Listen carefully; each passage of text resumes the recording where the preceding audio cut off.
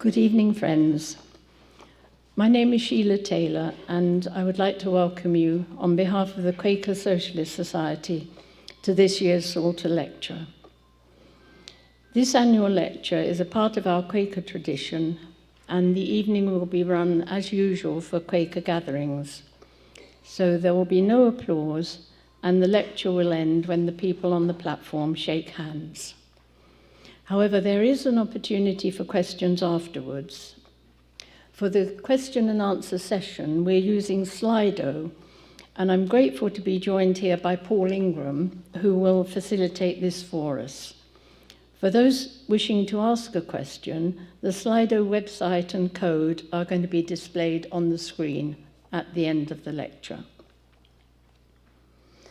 So, what is the Quaker Socialist Society? It dates back to 1898. Its basic aim has always been to bring socialist ideas to Quakers and Quaker values to socialists. Not to promote party politics, however. And you can learn about QSS on our leaflet or on the website. These lectures are named in honor of Ada and Alfred Salter, the wonderful Quaker couple who transformed the slums of Bermondsey into a place of health and beauty where ordinary people could live happy lives. The Salters' politics were very much motivated by their spirituality. Alfred described socialism as a great faith prompted by a great religious motive. The first lecture named after the Salters was given in 1996, when the lecturer was Tony Benn, speaking on the moral basis of radical dissent. And now, 30 years later, by coincidence, we find the word moral occurring again in the topic for tonight's lecture, the Middle East, a moral catastrophe. It's my very great pleasure to introduce our lecturer, Rachel Shabi. Rachel is a writer and broadcaster, born in Israel to Iraqi Jewish parents who settled in London when she was still a child. As a journalist, she reports particularly on Israel-Palestine and the wider Middle East, but also on British and international politics. She writes for the mainstream media and appears on Sky Television reviewing the newspapers. Last year, her new book, Off-White, The Truth About Anti-Semitism, was praised for its moral clarity, humanity, and insight. We're delighted to welcome Rachel to deliver the 2026 Salter Lecture. As usual, we will begin with a short silence, and Rachel will start to speak when she is ready.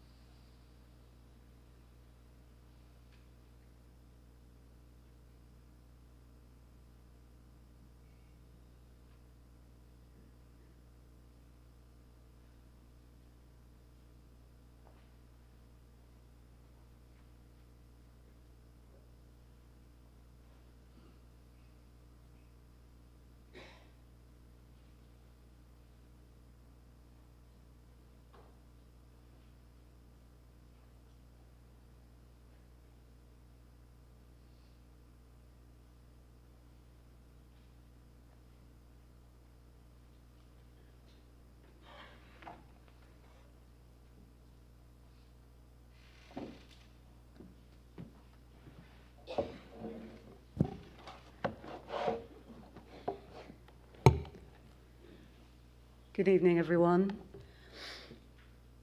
Can I just start by saying what a huge honor it is to be delivering this lecture tonight and to be with you here, with all of you here today. When Sheila told me about Alfred and Ada Salter, I looked into these Quakers and social reformers, and I found a quietly powerful example of what universal principles look like when they're lived consistently. Their lives were anchored in what continue to be inspiring ideals today, those of nonviolence and moral consistency, and the idea that you cannot build a just society through unjust means, and that dignity belongs to everyone.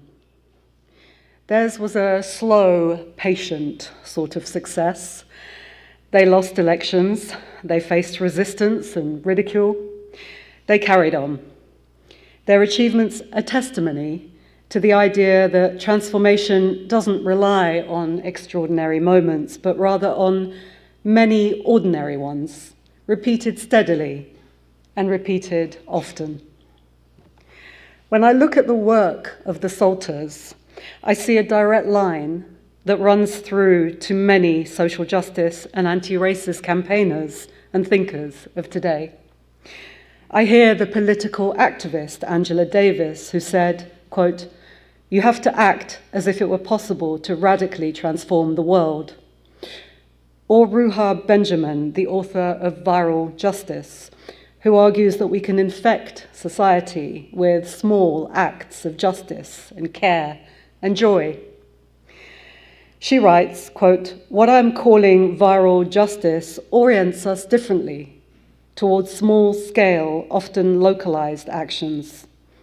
It invites us to witness how an idea or action that sprouts in one place may be adopted, adapted, or diffused elsewhere." And we can follow that line, carved out in an insistence on universal values, etched in the insistence that dignity belongs to everyone, to my starting point for the Salter Lecture today, which is January 2024, when the Irish lawyer Blinny Nigroli, addressing the International Court of Justice, said something that has stayed with me ever since. She was a member of the legal team representing South Africa's case at The Hague that Israel was violating the Genocide Convention in its assault on Gaza. That assault began immediately after the Hamas atrocities of October 7, 2023, in which 1,200 people, the majority Israeli civilians, were killed and over 200 more taken hostage, including women and children. While setting out the case, which the court ruled in favor of a few weeks later, Blinny Nigroli spoke of, quote, "the horror of the genocide against the Palestinian people being live streamed from Gaza to our mobile phones, computers, and television screens. The first genocide in history where its victims are broadcasting their own destruction in real time in the desperate, so far vain, hope that the world might do something." It haunts me, that sentence. It haunts me because of all that has happened since, the horrors that we have seen inflicted upon Palestinians in Gaza, with at least 71,000 killed, 170,000 injured, according to the United Nations, and many still missing under the millions of tons of rubble that will take years to clear. It haunts me because it speaks to journalism's responsibility to expose harm and injustice, a responsibility that across so many Western media organizations was not fulfilled, a profound moral failure. In June that same year, at the International Journalism Festival in Puglia, Italy, I heard Yumna El Said, Gaza correspondent for Al Jazeera English, describe how she and others braved impossibly violent conditions to document Israel's war, thinking that international networks outside Gaza would amplify footage, boost it, follow up on it. "One thing that I took away when I survived this war," she said, was the abandonment of the international community toward the Palestinian people in Gaza. She spoke of the failure to, as she put it, quote, fight for the freedom of speech that you have been for many years lecturing third world countries about, that you failed to practice when it came to covering this genocide in the Gaza Strip. But mostly, I keep returning to Blini Nigrali's words at The Hague, because despite the live streaming of terrible news and horrific images, the killing did not stop. It went on, death and trauma, famine and suffering. A hell on earth so bad that by mid-August last year, children in Gaza were wishing for death, according to Save the Children, which noted, quote, they're wishing for food, water, and to be in heaven. They're wishing for things that no child should ever wish for. When we talk about a moral catastrophe in the Middle East, this is it. This is how so many of us feel. A total collapse of shared universal values. An enormous violation that shook us to the core. A shattering so seismic that it ripped through all our institutions as they supported or funded, obfuscated or misreported the intolerable violence that rained down upon the people of Gaza without mercy and without end. In truth, this moral collapse goes deeper. The seeds were sown earlier. We need to wind back the clock to reveal this larger implosion. We need to pan back to bring a complete picture into view, not to fudge or to excuse, but to help us to cohere around a shared vision and purpose, premised on our shared humanity. Because the total moral collapse in Gaza was prefaced by a slow unraveling, but one that we have been inside for years. If we zoom out far enough, we can see a pattern that has been taking shape for some time, in which Western governments tear up moral codes and international laws.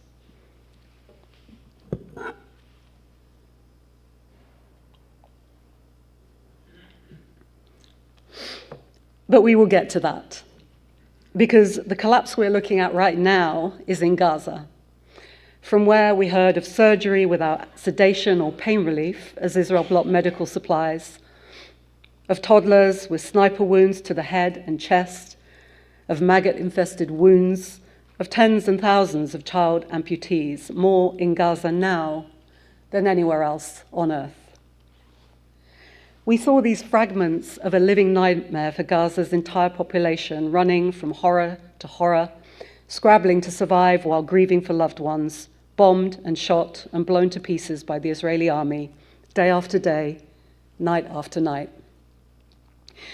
Everyone has their own list of the horrors we witnessed, live streamed from Gaza.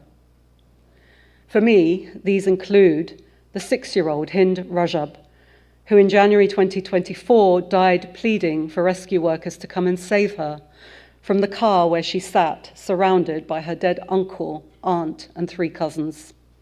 They had been trying to escape Gaza City, but were killed by the Israeli army, which also killed the 2 paramedics that came to help. Or the video of 19-year-old Shaban al-Dalu, burned alive while attached to an IVF drip, his leg trapped in a tent in a humanitarian zone next to Al-Aqsa Hospital, injured in an Israeli bombing a week earlier. He and his family had been displaced 6 times. His mother was also burned alive in that tent, and weeks later, his 11-year-old brother, Abdul Rahman, died from injuries sustained that same day. Or Mohammed Bahar, a 24-year-old with autism and Down syndrome who, in July 2024, was left by Israeli soldiers to die from his wounds after he was mauled by a military dog. We could go on, but it's already too much. The relentless scale of it made us all lose our minds. In what world was any of this justifiable? Why did Western nations, including the US, Britain, and Germany, provide Israel with military aid and the necessary diplomatic cover. We will get to the reasons why, because among many factors, an often overlooked component is the one that so often causes violence and suffering: capitalism. But before we go there, I want to tell you about the author, doctor, and Holocaust survivor Gabor Mate, who, speaking at the Palestina Forum in Vienna last year, articulated what so many of us feel. Quote, "There's something called moral injury," he said. "A moral injury happens when you are watching something terrible happen and you can't stop it and you are helpless in the face of it." He added, "It is impossible to have your eyes open and not be heartbroken." And so here we all are, heartbroken.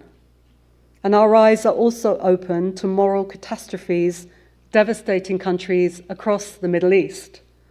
It is a severe, multi-front humanitarian catastrophe marked by intense conflict, widespread displacement, and collapsing infrastructure.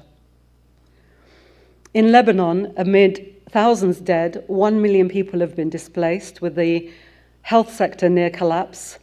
Iran is being bombarded by a US-Israel war with thousands dead, over 3 million displaced, toxic air pollution due to the bombing of oil facilities causing long-term damage to the health of people and the planet.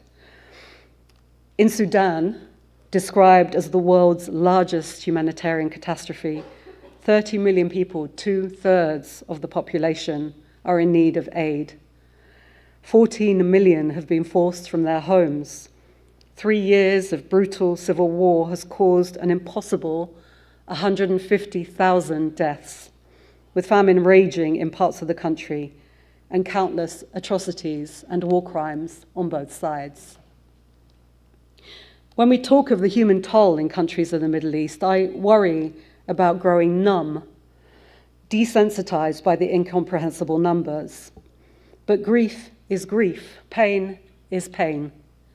It looks the same everywhere, every life a universe, every death mourned. Earlier this year, the International Rescue Committee, the IRC, described the situation in Sudan as the New World Disorder, a stark but fitting label. Several countries, including the UAE and Russia, are indirectly involved in this war, prolonging it. Western countries with few direct security interests, with relatively small impact to the global economy and unwilling to antagonize regional allies, mostly watch on and issue periodic condemnations. And so universal rights have become conditional on a sort of what's in it for us, cost-benefit selectivity. And with little international consequence, the actors in the Sudan war continue to expand it.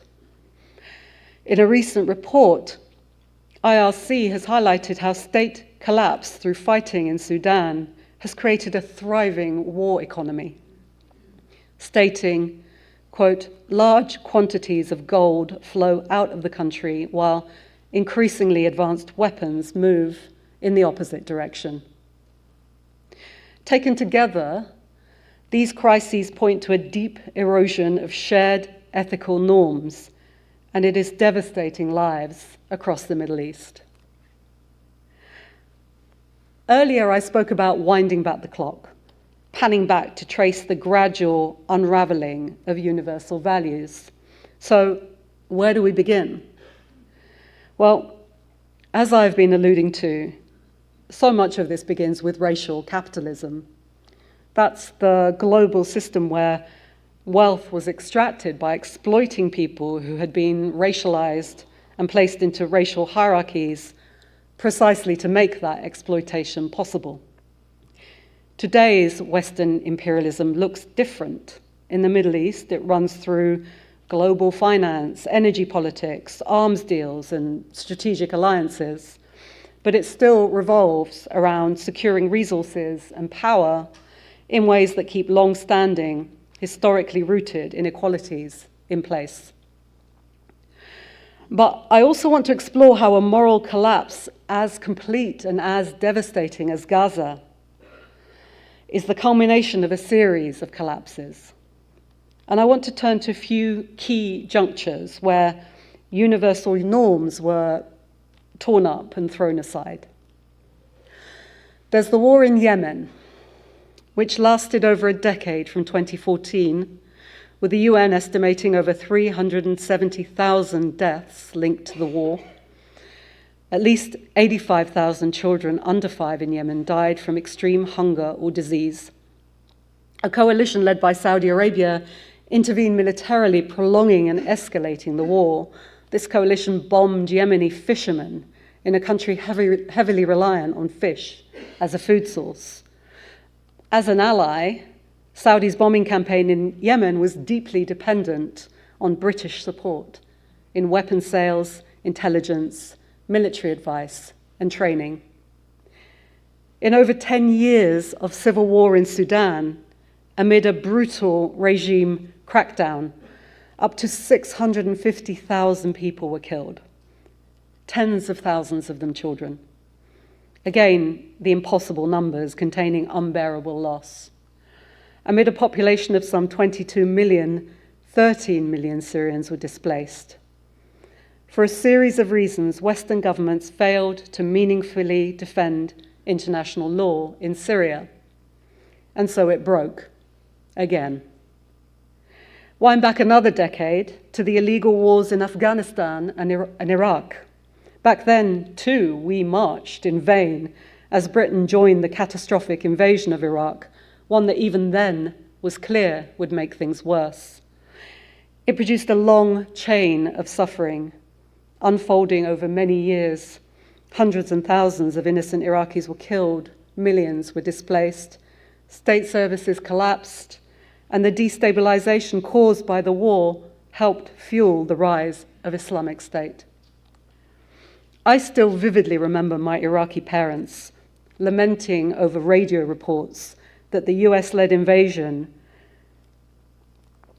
I still remember my Iraqi parents lamenting over radio reports after that US-led invasion about British and American forces occupying Iraqi cities like Mosul or Basra, where my father lived. They would bemoan the mispronunciations of those familiar places, observing that if you were going to occupy a city, you should at least be able to pronounce it. But it wasn't about mangling of words, so much as the mangling of a country, a people, a culture. So often maligned, condescended, and diminished, something my parents were by then all too familiar with. And so, also far away from those countries being bombed, those war on terror years had a terrible domestic impact too. In the UK alone, counter-terror strategies placed the entire Muslim community under suspicion, facing discrimination and surveillance and false imprisonments. That too was a pronounced departure from universal values. The idea of equal citizenship and equal treatment in practice, it dehumanized an entire community.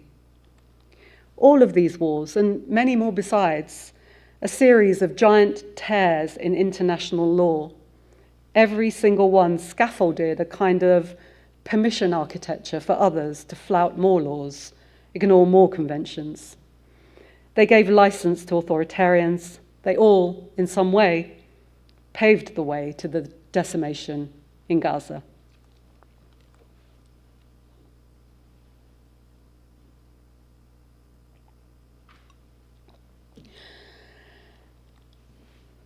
A friend I spoke with recently told me, how many times have I seen a woman in a headscarf weeping over a dead child, and how many times has the weapon that killed that child been supplied by Western governments, whether the deaths are happening in Afghanistan, Iraq, Iran, Gaza, Lebanon, or Yemen?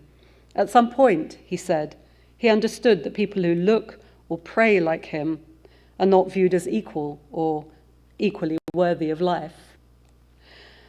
But going back to Israel and Palestine, how many times has Israel flouted international law? How many UN resolutions has Israel ignored? over building settlements and occupying land and annexing land, all illegal under international law, or over violations of the laws of war, or the illegal separation walls route through the Palestinian West Bank, or the rights of Palestinian refugees, or the status of Jerusalem, or humanitarian access.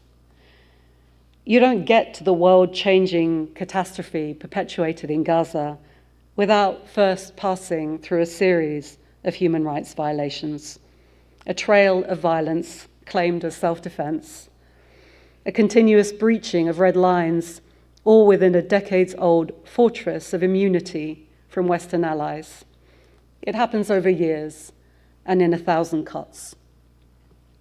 And that constant permission given by its Western allies to avoid international law all adds up to a culture of impunity in Israel, because any country will just keep doing what it is allowed to get away with. That is, after all, why we have international law and conventions over war. That is why we're supposed to uphold these laws and apply them everywhere. But let's take another step back and examine the Western support for Israel. Why is it happening? Well, one key way to think about it is like this. Western nations see their own interests and the interests of the Israeli state as being one and the same. The German Chancellor, Friedrich Merz, said the quiet part out loud in June 2025, describing Israel's illegal airstrikes on Iran back then. "This is the dirty work Israel is doing for all of us," he said. In the US, the Republican Ted Cruz, a politician I find appalling on many levels, recently spoke about the national security benefits of the Israel alliance in terms of the intelligence that country shares with America. He said, "The people who hate Israel, they all hate us. It's almost a perfect overlap. And so if we try to recreate the national security benefits of our alliance with Israel, it would cost, 30 billion, 300 billion. In words that echo the German Chancellor Merz, he adds, "A tiny nation the size of New Jersey is fighting our enemy for us." Recently explaining the dynamics of the current US-Israel war with Iran, the Dutch-Palestinian Middle East analyst Mu'in Rabbani said that, yes, Israel has wanted this war with Iran for decades, but it is still the client state of America and not the other way around. He said, "We know all it takes is a phone call from Washington to bring Israel to heel because, just as in the real world, tails do not wag dogs. It is dogs that wag tails. And here we are dealing with the most powerful state in human history, the United States, in control of the regional proxy, Israel." He continued, "Does Israel have influence in the United States? Of course it does. Is it at times able to exert extraordinary, defining influence in the United States? Yes. But when push comes to shove, it is always the Americans that are capable of taking decisions and imposing them on the Israelis." Now, we can and we should argue that any perceived benefits far outweigh the moral damage.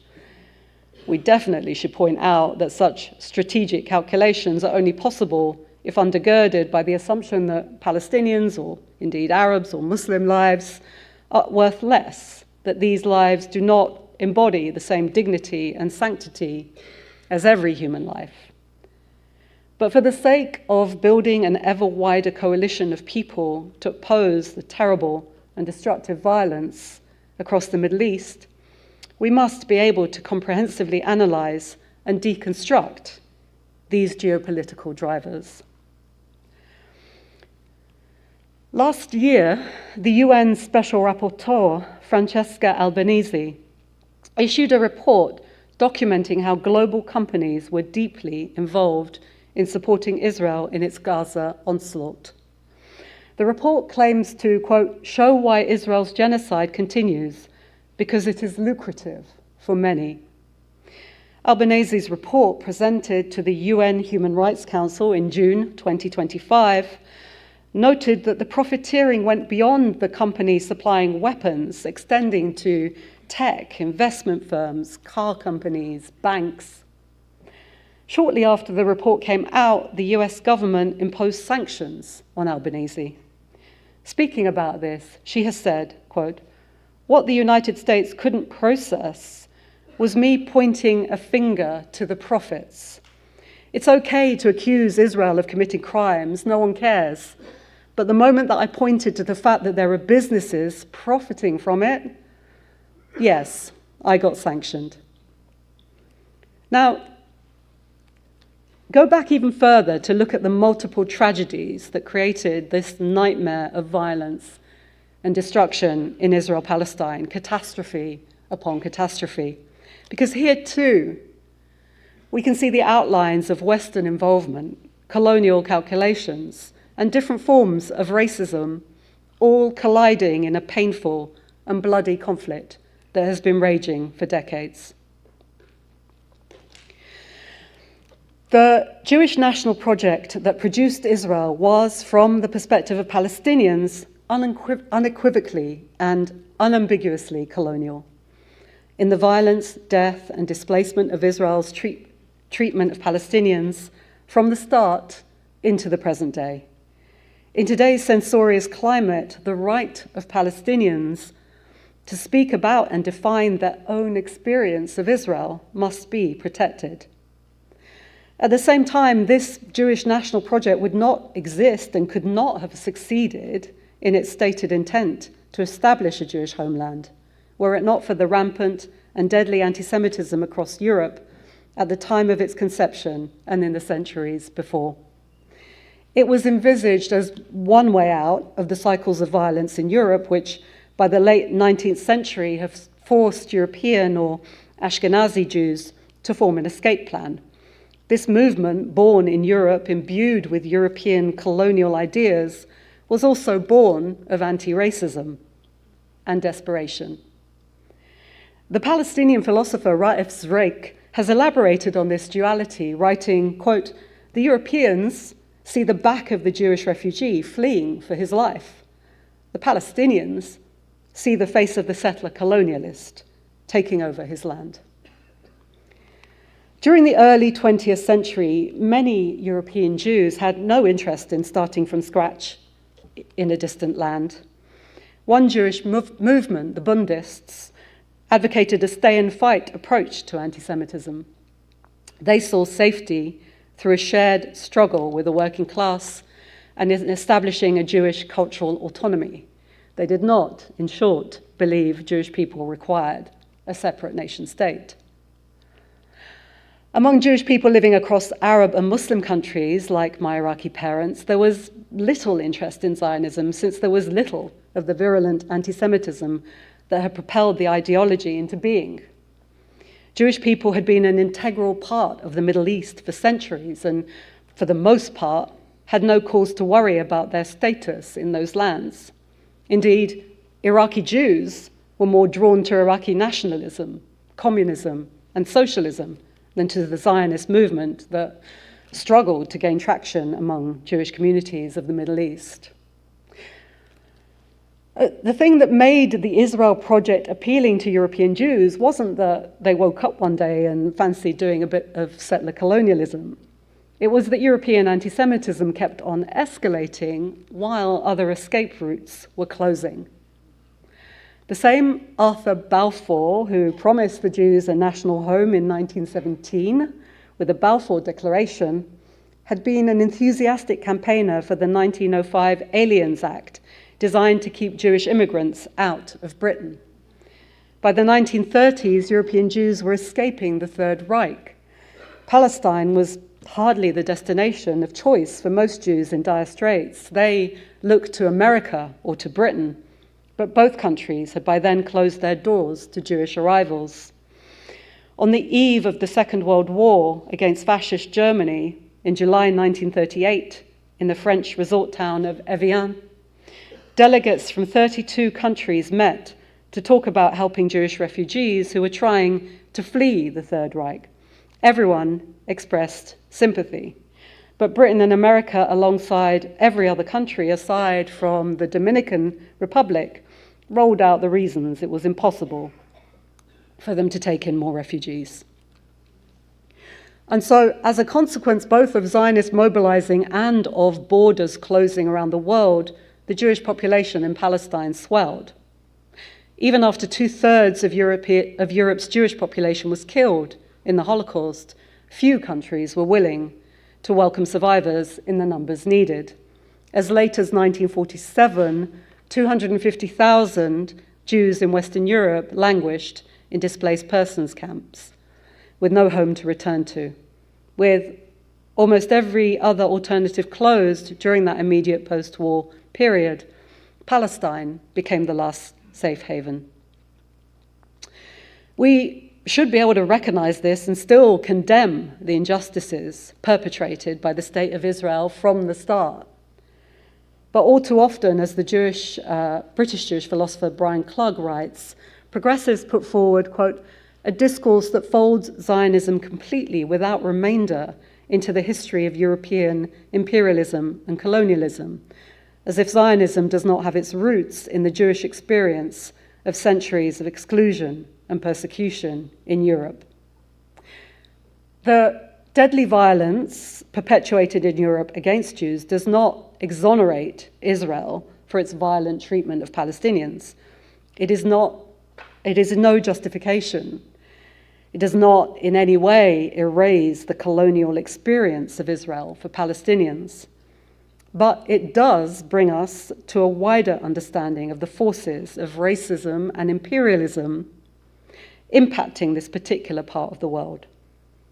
It allows us to see the Western considerations and influences at play. Writing about the hostilities in the region, Professor of Middle East Studies Gil Hochberg argues we should direct our attention to what she describes as the third party. By that, she means, quote, the always absent present Christian West, which intrudes, navigates, manipulates, and maneuvers the interactions between Jews and Muslims, but itself remains a largely invisible force.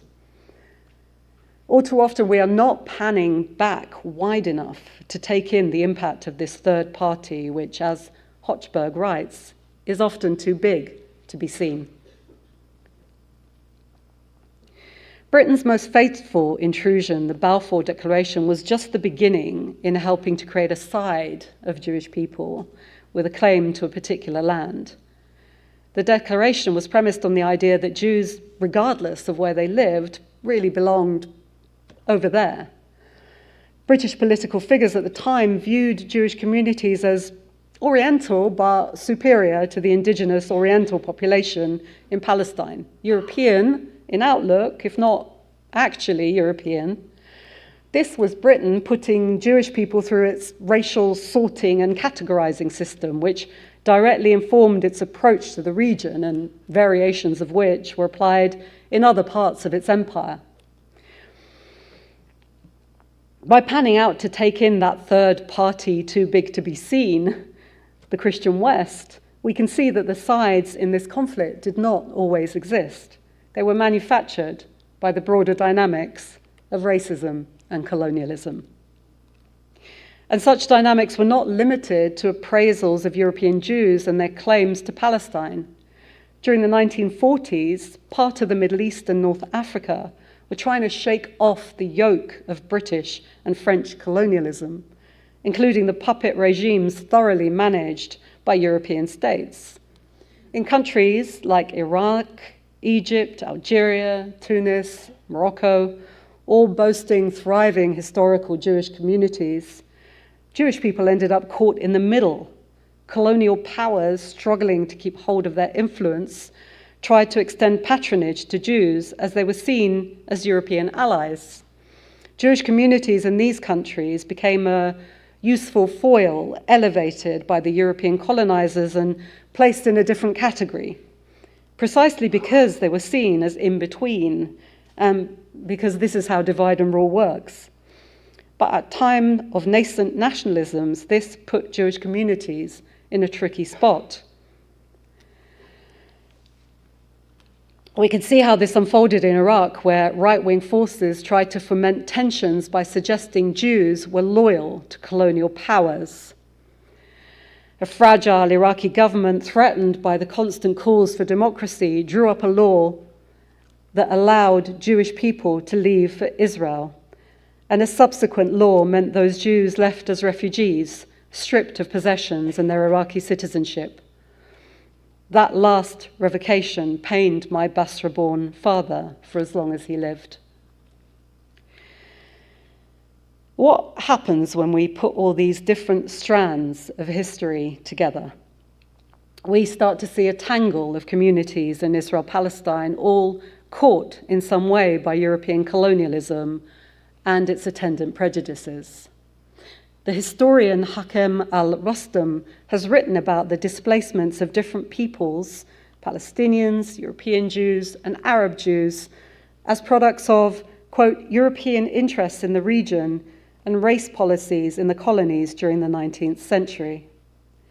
He urges us to consider, quote, the Holocaust, the Nakba, and the question of the Arab Jew as part of a single catastrophic European history, and urges us to narrate against identity-based insular histories that promote hierarchical segregations of populations. This is exactly the sort of approach that gets us to the morally coherent, joined-up anti-racism that I want to believe in. Narrating these oppressions and displacements in tandem means we can see these histories as strands of the same rope, tightly braided together. If we see the settlers of Israel as victims of the European racial hierarchies that subjugated and killed millions across Africa, Asia, and the Middle East, we can see that the modern conflict between Jews and Arabs is, in no small part, constructed by the same forces that perpetuated these catastrophes. In other words, we start to see not just the sides, but the overarching system that produced the sides. I think this is what the Columbia professor Gil Hochberg was getting at in urging us to pan back and see the invisible third party in the Israel-Palestine conflict. In authoring this tragic drama, she wrote, Western intervention had helped create the impression of a historic enmity between two peoples, Muslims and Jews, rather than see the conflict as a product of, quote, the long European legacy of colonialism, racism, Islamophobia, and anti-Semitism. None of that is to remove the agency or the motivations of the actual parties involved. I'm certainly not here to suggest that there is a context for Israeli violations and war crimes. There is no justification for flouting international law and committing war crimes ever, anywhere. Not for Hamas, not for Israel, not for the UK, not for Russia, not for the US. But as Hochberg puts it, the conflict was, quote, Europe's way to cleanse itself from its two modern historical crimes, anti-Semitism on the one hand and colonialism on the other, by transferring their weight onto its primary historical victims. With this onus duly transferred onto Jewish people, she writes, a new role is activated for Europe, which gets simultaneously to turn Muslims into the new anti-Semites and to offer Jews protection from it. It's a deeply Islamophobic projection. We see it in the conveniently ahistorical assumption that today allows Western nations, even Germany, irony of ironies, to suggest that anti-Semitism in their societies has been imported from by mostly Muslim migrants. And we see this same dynamic across the European far right, which uses a proclaimed defense of Jews as a means to stoke Islamophobia. Now, finally, I just want to get back to our sub-question. Do these multiple moral catastrophes in the Middle East reflect a lack of universal values? And I want to say no.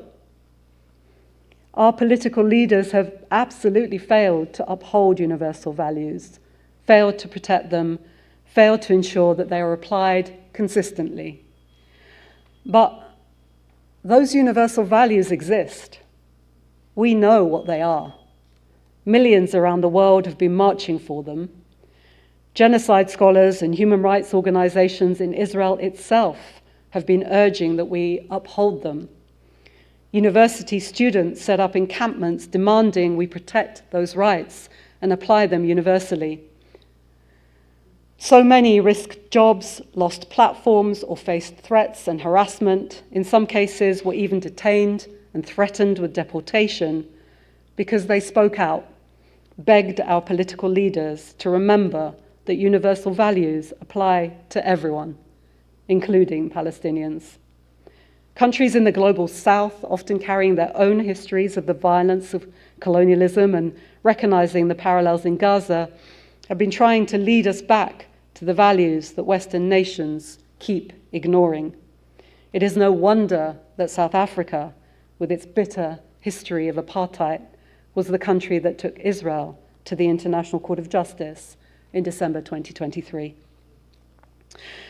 And Palestinians themselves have compelled us not to turn a blind eye to Gaza, not just for the sake of Palestinians, but for the preservation of our shared value, our own shared humanity.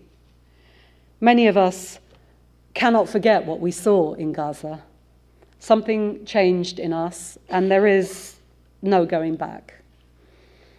We will not stop drawing attention to it.